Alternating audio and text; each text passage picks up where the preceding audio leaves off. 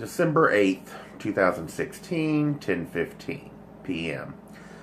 I wanted to address the Electoral College issue. Um, there's this ideal out there that the Founding Fathers did not trust the citizens to choose the president. And that's a simplified way of putting it. What they did was recognize, as we do today, that there is this thing called groupthink, where groups of people get together and they deal with a specific issue or a group of specific issues, and they tend to lose focus on the fact that they're also, by electing the president, giving somebody, one person, by the way, power to make changes that could affect 20, 30 years down the line, if not 100 years down the line. That was their concern.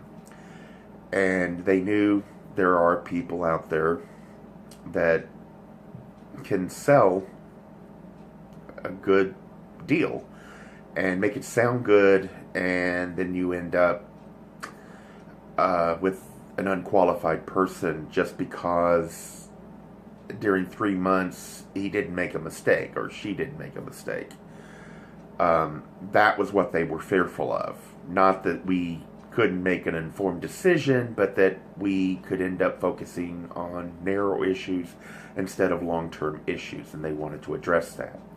The idea was to give the Electoral College as a line of defense, just in case later on these individuals who are picked will have the strength of character to decide for themselves who should be and who should not be allowed this kind of a decision-making power.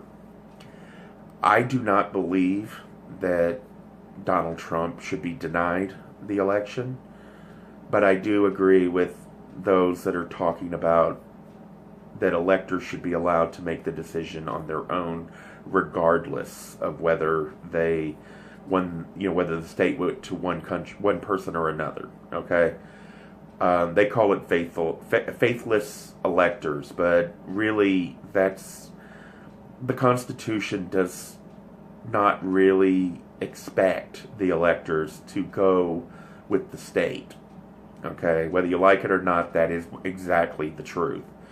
And if they believe that a person is dangerous, then they have a duty to the Constitution and to us as citizens, everyone, to stop something that they believe is dangerous. Like I said, I voted for Donald Trump. I do not believe that he is that kind of a danger, and I don't believe he should be denied as president. But I do agree that it is in the Constitution, it is protected, and the reason why it was protected is because of this type of situation where they knew it was possible decisions could be made in the passions of the moment that would end up being dangerous to everybody. So basically, this sounds like I'm not making a decision, but what I'm saying only is giving you all advice and trying to explain that the Electoral College does have that right to make their own independent decisions.